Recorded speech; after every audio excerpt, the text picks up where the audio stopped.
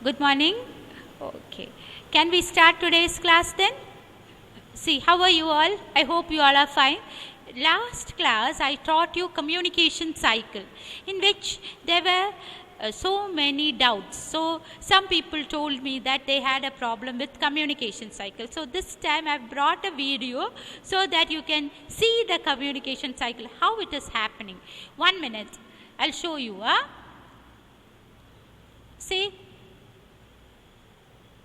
Here, can you all see? Here, the center has an idea. So, suppose think that you have an idea. Now, if you have an idea, we can't exchange through words, isn't it? Because nobody is sitting now with us. So, what happens is, if we have an idea, we have to share it in anyhow. So, suppose if I want to talk to my friend, or if I want to send a message to my friend, so what I have to, so that is, the person is called the sender. Here the first step for communication is, we should have a sender who has got an idea. I need to tell it to them. How will I take it? So sender is a person whom the message originates. So suppose if I want to send a message to you all, so I am the sender. So I am thinking how I could convey the message to you. So that is the sender. Sender is a person with whom the message originates. See, you are not supposed to talk. Mute all your audios. Understood? Is that clear? Mute your audios. Nobody should talk in between. Is that clear? Mute your audios. Now listen. So, here the first step is, the sender has an idea. Sender is a person who sends the message. Who is a sender? Sender is a person who sends the message. Why I am repeating is, some people told me they have a doubt here. That is why I am repeating it. So nobody should talk. You should mute all your audios. So first one is the sender. Sender has got an idea. Sender is a person who sends the message. Now let us see. What is the next one in the communication cycle?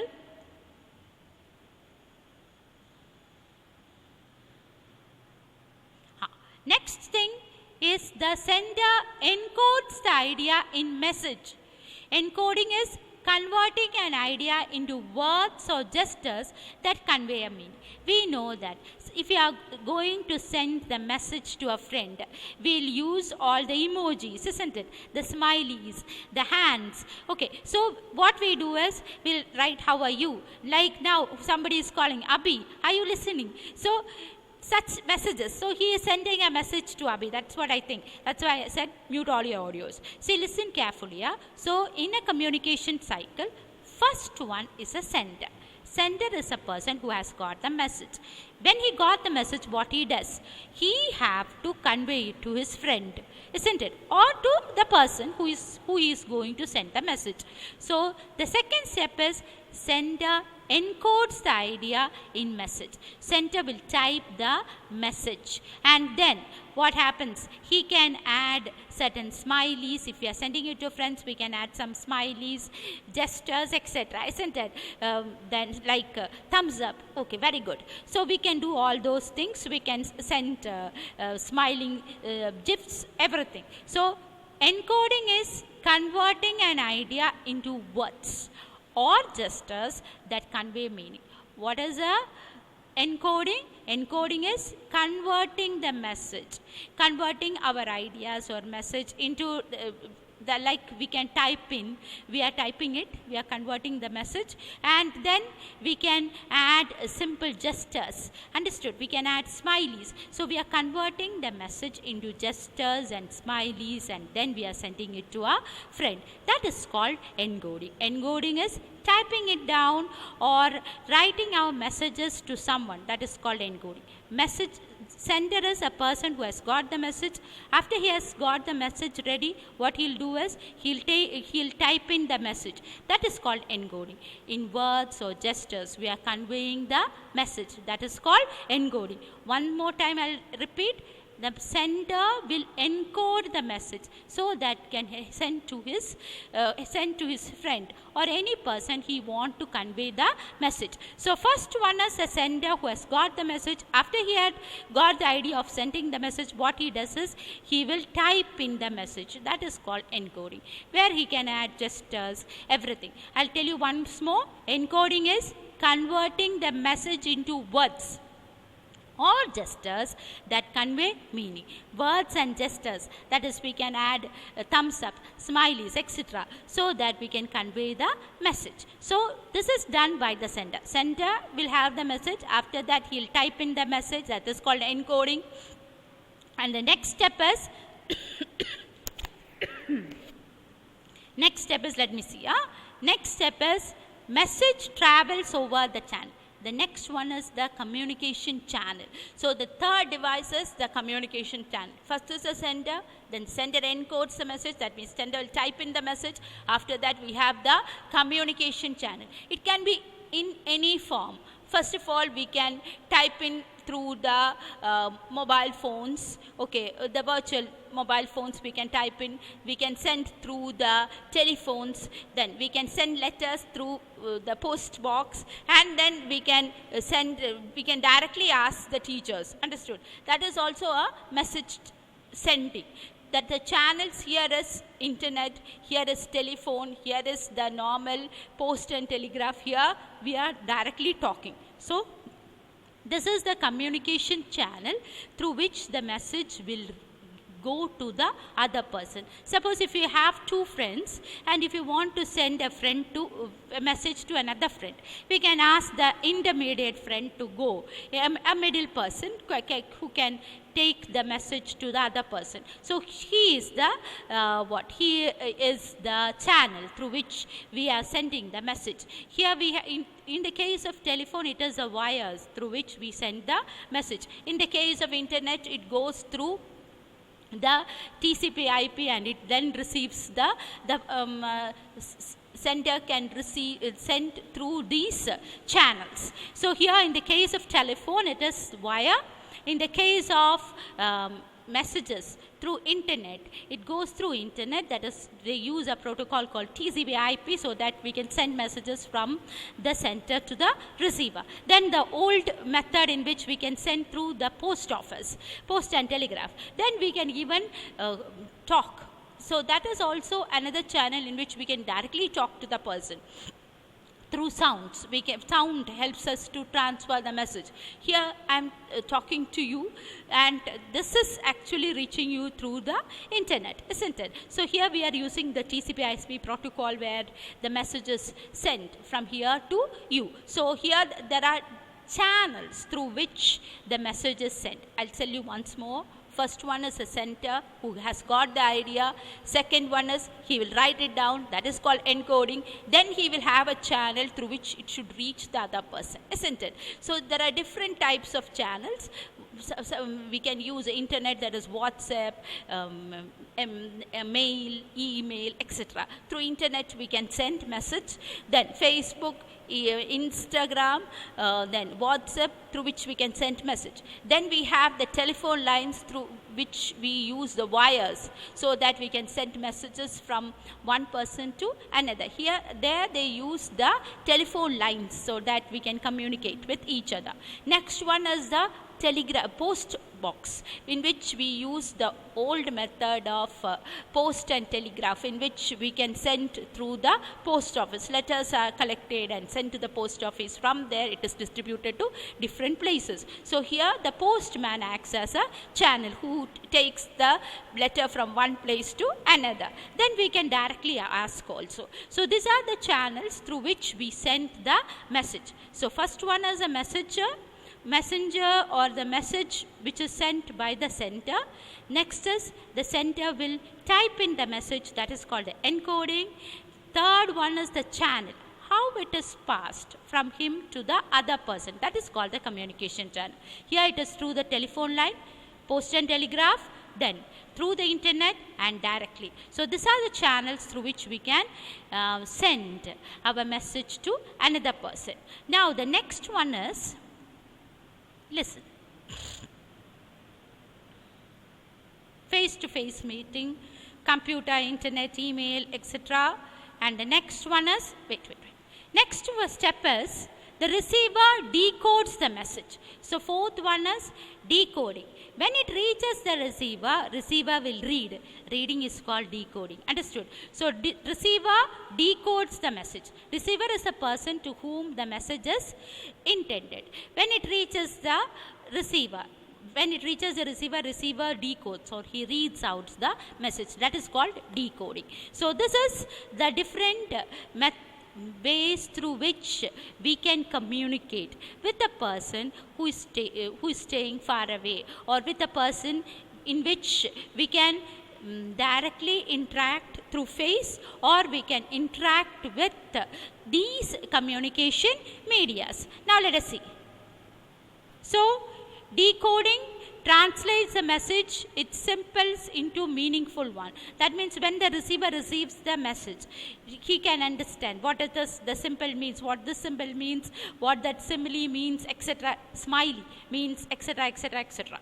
Now let us see. So, and the final one is the feedback. After receiving, you can send a feedback saying that I have received your message. Now let us go back to the class. Listen.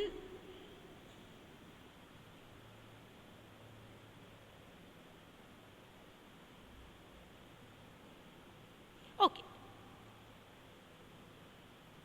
Can you all see the board? 1 minute.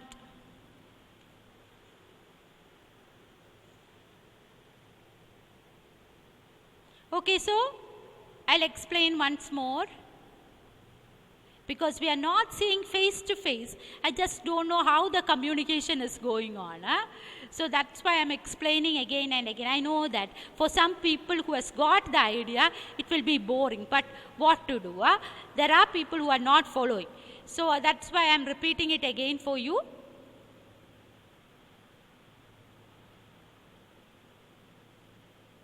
Okay, communication cycle, in which we have the sender, a person who sends the message. Message is encoded. When he has got the idea, he will type in. Typing in through words and conveying the message through words, gestures, smileys are called what? Encoding. That is called encoding. Person who sends the message is called the sender. Sender encodes, types in the message through words, gestures, smileys, etc.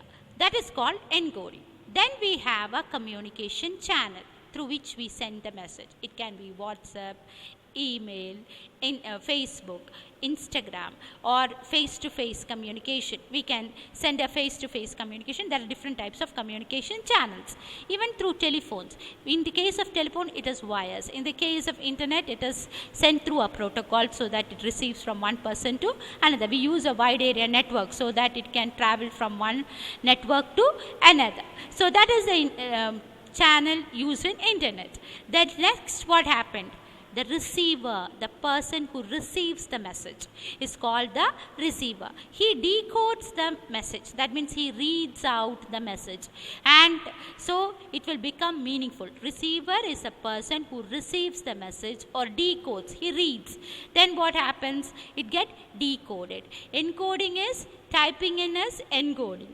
Reading is called the decoding. He decodes and he understands what all gestures are meaning, isn't it? So that is a person who reads the message is called the receiver. He decodes the message, he understands what it is written, and then he gives the feedback. This is about the communication channel, or this is how the communication happens. We can say that communication channel consists of, say, communication cycle, or communication cycle consists of the sender, message, channel, recipient, and the receiver. Recipient is, it decodes and then it reaches the receiver. Then we'll get the final feedback. Should I repeat once more? One more time. So the communication cycle. Okay, what is a communication cycle? In which first one is the sender, who sends the message, who has got a message.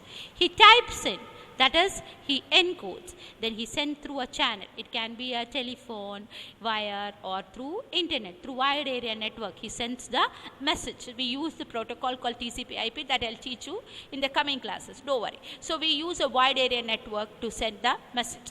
Then what happened? When it reaches the receiver is a person who receives the message. He reads. That is called the decoding. So, and after reading the message, he will give you a feedback. Then only this cycle completes. Is it okay with you? So, this is about communication cycle. I hope it is clear. The sender is a person who sends the message. Message is the information just which we can type in. Encoding is the sender selects a common language that can be understood by the receiver.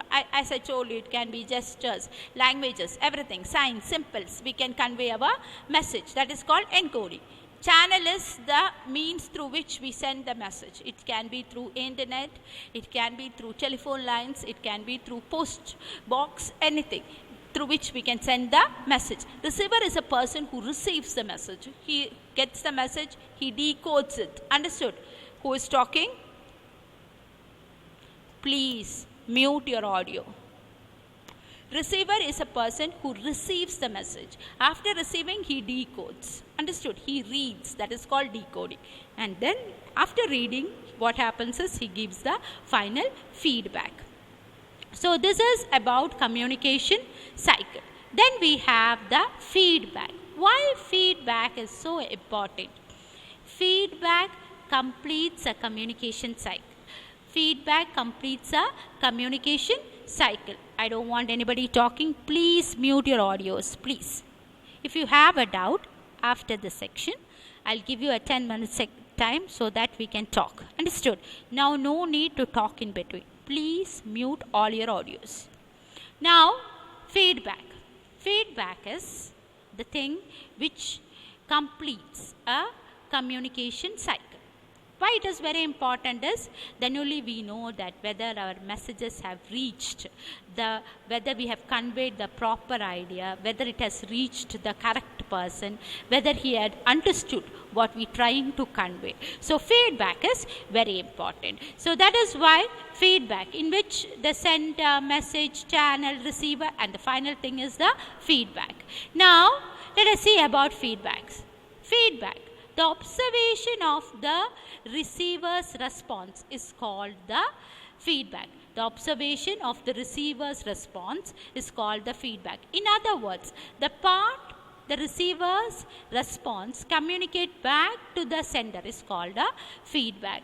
The amount of response of the receiver that reaches to the sender, it enables the sender to evaluate the effectiveness of the message. So actually what is feedback? That is the observation that the receiver give back to the sender. So if you are asking an idea of certain plans, okay, suppose if you are having a plan for the ATL lab, if you want to do something in the ATL lab, you are very, very creative, you want to do some technical things in ATL lab. Who is talking? I told you to mute all the audios. In between, some sounds are coming out. Okay, now listen carefully. Yeah? Feedback is the observation of the receiver. Response is called the feedback. Observation or the receiver's response is called the feedback. We can say that feedback is the receiver's response. How he had got the idea, how we have imparted the idea. So in other words, the receiver respond communicated back to the sender is called the feedback. We can say that the response of the receiver that reaches the sender. So the response that the receiver give to the sender is called a feedback. In very, very simple term, we can say that feedback is the response that the receiver give back to the sender. So it is a response or the observation or the idea which the receiver has got from the sender, which is sent back to the sender, is called the feedback. how we have got the idea, how we could impart the idea, and how he has got the message, that he is giving it back, the feedback. That is actually called the feedback. It enables and evaluate the effectiveness of the message. Now, why feedback is that important? Feedback is the final component and one of the important factor in the process of communication. When we communicate, the final result is the feedback. Actually, if suppose after this class, if I am asking, did you all follow? Why? Because I want to know whether you followed. So, a communication ends only with the feedback. So, it is a final output that sender can receive from a receiver is called a feedback. Now, it enables to evaluate the effectiveness of the message. After this class, if I am asking you, did you follow? So, some will say that the audio was not clear. In that case, I know that you guys didn't get it properly. Understood? So, if some people are saying that we understood. So, that means this was effective period. This was an effective section in which you could get the idea which I wanted to convey. Then, feedbacks can be negative and positive. As you know, some people won't like the class, some will like the class. So, there will be negatives as well as positives. But it helps us to, it paves a way for a new idea. So, if you say that teacher, if you are very fast or you are very slow, we can just go very slow so that you will follow. So, we'll get an idea of what is happening in your side. So, that is why feedback is so important. I'll explain once more. Feedback is the final component and one of the most important factor in the process of communication. In the process of communication, the final component or the most important factor is the feedback. That is, if I send the message and the receiver received and he is not sending it back, means we'll feel very bad, isn't it? Some people never message us back, so we will feel very bad. So, that means we are not getting a feedback. Only feedback completes the communication. So, and it evaluates the effectiveness of the message. As I told you earlier, suppose if you are imparting an idea with your friend, so what will you do? So, the idea will be given to your friend, isn't it? So, he or she will give you suggest that we can do this much modification so that it will look better. Understood? So, it evaluates, so they are evaluating our idea and they are giving some suggestions. So, that is actually the use of feedback. They evaluates our message and then gives us proper suggestions. So, it enables to evaluate the effectiveness of the message. Then, feedback makes communication meaningful. As I told you, to make a communication meaningful, we should have a feedback. Then, it can be positive. You can give a positive comment as well as a negative comment. I don't mind.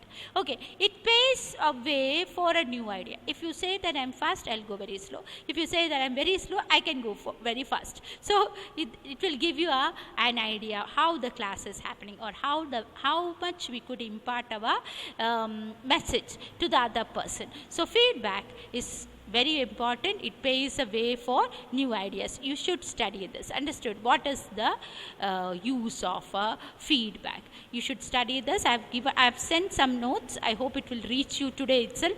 Study the notes. I have given all this feedbacks. Then there is about different types of feedbacks. We have descriptive feedbacks, which is specific information. Say, suppose if I say that, descriptive means if I say that, okay, good. That is just a comment. Understood? That is called a descriptive feedback. Even in formative feedbacks, a summary for the students of how he or she performed on a particular task during a term. That is, after a formative exam, we have a parent meeting, isn't it? You guys have escaped from all that, PTA. So, what happens is we'll give a comment saying that this term he has done very well. So, next term also do the good work. So, that is a comment which the teacher gave. Maybe a descriptive one, very good. Okay.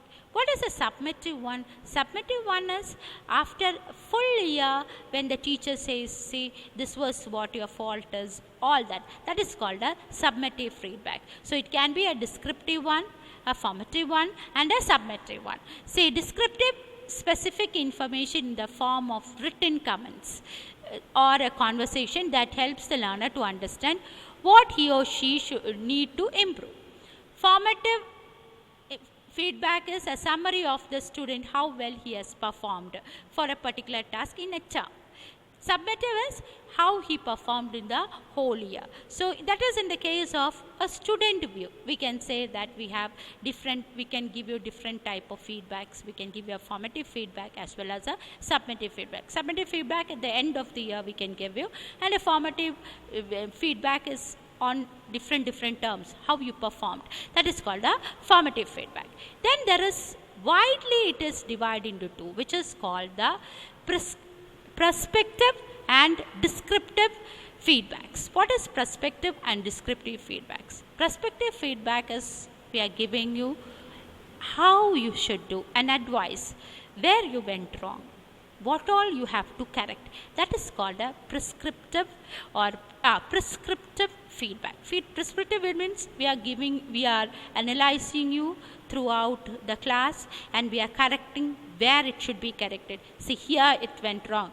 This is where you are not studying. This is the portion you don't know. That is called a prescriptive feedback. That is called a prescriptive feedback. And descriptive one is, as I told you earlier, just a comment. Hello, see, all that. See, good. It is not that you have not done very badly, but you have to improve. Such comments are called descriptive one. So descriptive is a specific information in the form of a written comment or a verbal conversation that helps the learner to understand he or she needs to do to improve. And the other one, as I told you, it is advice given. Here you have to improve. Understood? Next one is the barriers to effective communication. So let me tell you, certain people find communication very difficult. Why? There are certain barriers for effective communication. What are the barriers? Let us see. First one is communication barrier. Who is talking? Is there a problem? Mute your audio. Now, communication barrier implies any form of hindrance in the flow of communication. When one party is not able to get the message conveyed to another party accurately, clearly, and intently. What does that mean? So, I am trying to teach you how we can communicate with each other, isn't it? But I am not using the proper language, then it is a hindrance, isn't it? It is not getting into you. There is some barrier which is blocking my communication with you. So, what is that barrier? How can you get out of those barriers so that we can communicate with another person properly, effectively, accurately, clearly, intentively? So how can we do that? See, there are certain hindrances that causes a barrier. That is a problem with communication. That causes a problem in communication. The flow of communication. There are certain hindrances. That hindrance is called the communication barrier.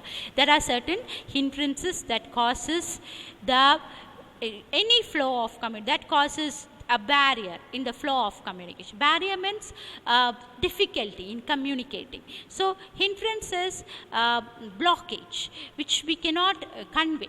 That is called the hindrance. One more time I'll tell you, communication barrier implies any form of hindrance, barriers in the flow of communication. Suppose if the language is not clear, suppose if I have tampering, what do you mean by tampering? Like, see, that is actually, I'm telling you, it is nothing to do with, I'm not making joke or anything of that sort. It is, I just want to convey it. So if I have tampering or of any sort of problems with my tongue, so I cannot communicate. In that cases, communication won't go that smooth as we want, isn't it? So what is communication barrier is? It is, the barrier implies any form of hindrance in the flow of communication. when one party is not able to get the message conveyed by the other party accurately, clearly and intently. So in that case we have a communication barrier. So that is the hindrance that causes that in which we cannot communicate properly. That is called the communication barrier. It implies any form of hindrance that is there in the flow of communication. The hindrance in the flow of communication is called communication barrier. The barrier that causes, or the message which we cannot properly convey, that is there is some hindrance or some problem, that some blockage in which we cannot communicate correctly, that is called a communication barrier. So it is the barrier, that is the blockage which causes in which we cannot communicate properly. That is called the communication barrier. So one more time, communication barrier implies any form of hindrance in the flow of communication. When one party is not able to communicate properly with another one, what he wants to convey, he cannot convey clearly, accurately, timidly. That is how communication barrier occurs. So what are the barriers in communication? Let us see. First one is intrapersonal communication. For that, I'll show you a video. Intrapersonal communication barrier. What is intrapersonal communication barrier? Just wait, I'll show you a video in that. Say intrapersonal communication. See, intrapersonal communication. Intra means within. See, he is talking to himself.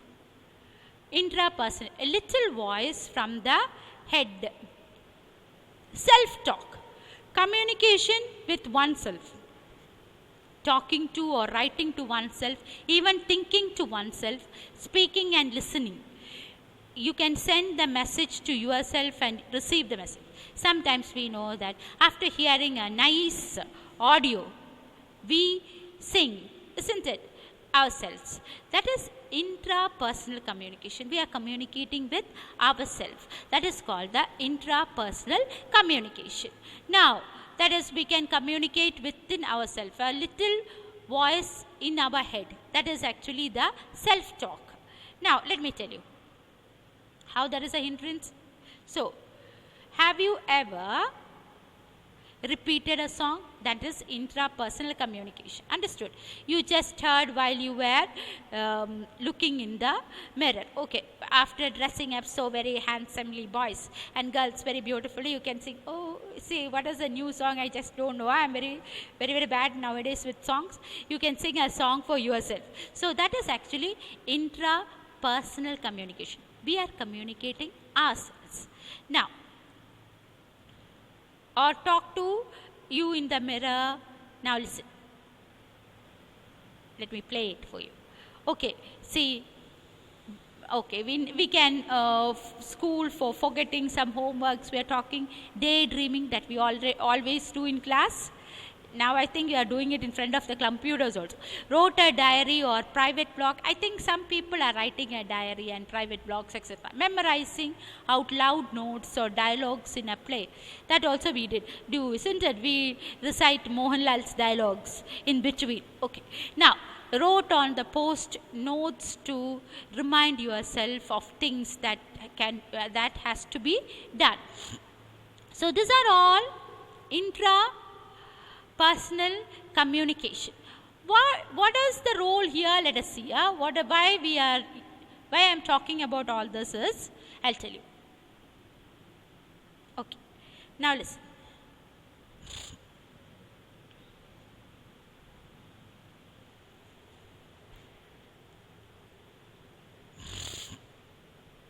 Sorry.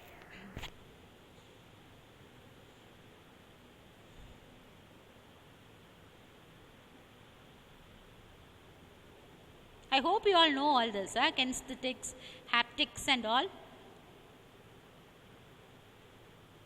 I've written some notes. Please study those notes. Understood? Go through those notes.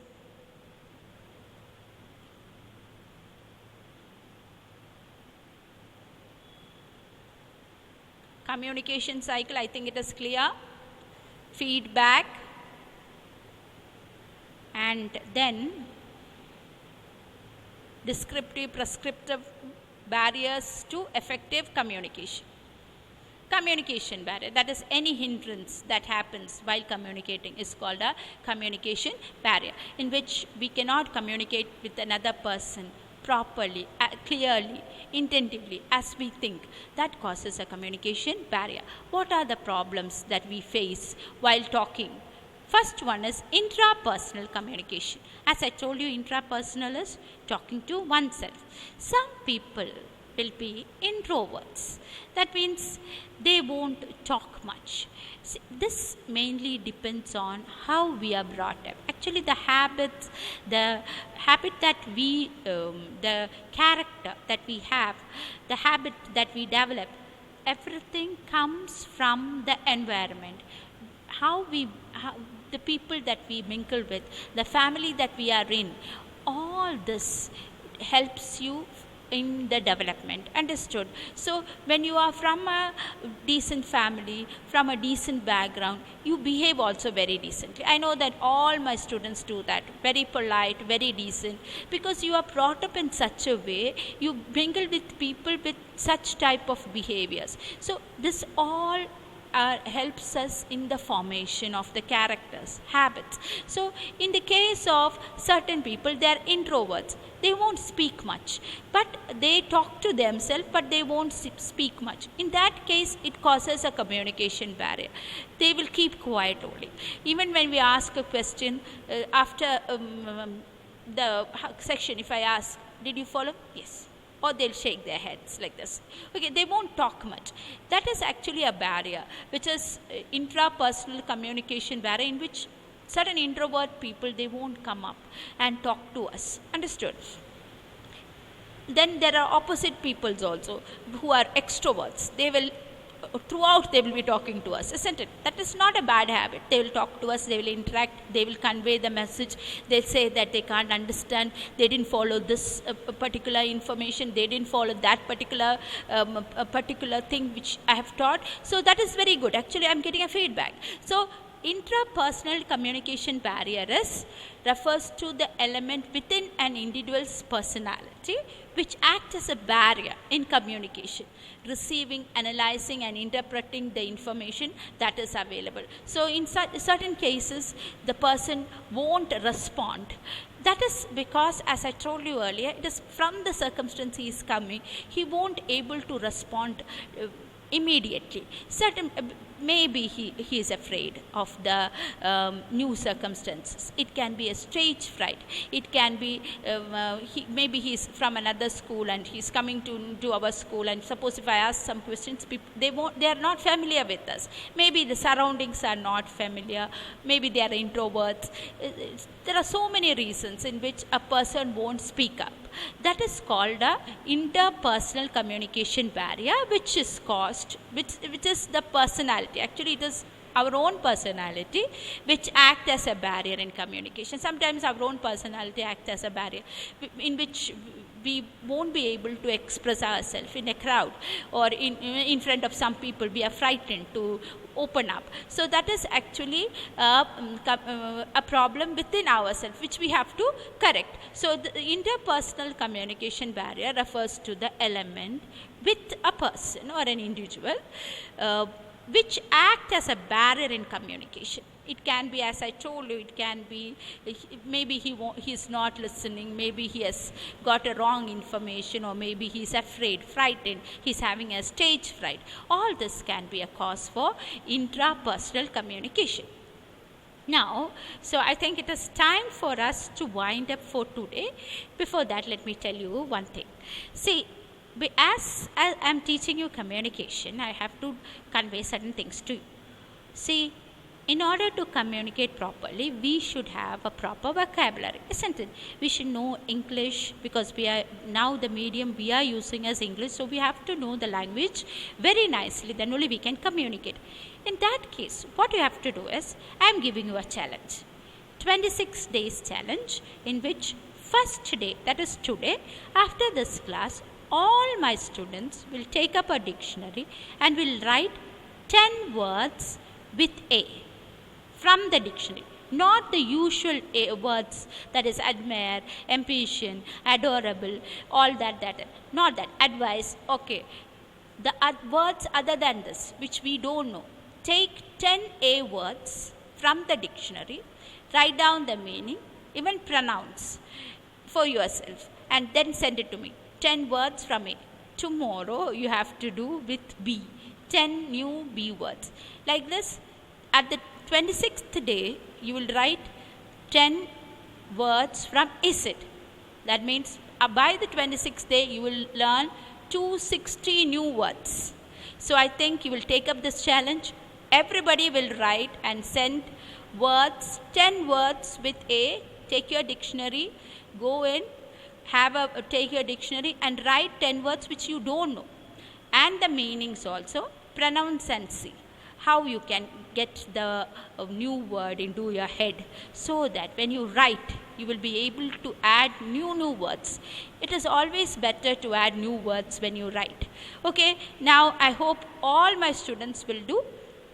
I will ask your class teachers to add my number along so that you can send me the WhatsApp message. I am expecting all my students to do that, because there is only one teacher. You should send the messages. Understood? Then only we can communicate. Then only there will be a proper communication between you and me. If you have any doubt, we'll start the next section with the communication barrier only. So I will talk to you all.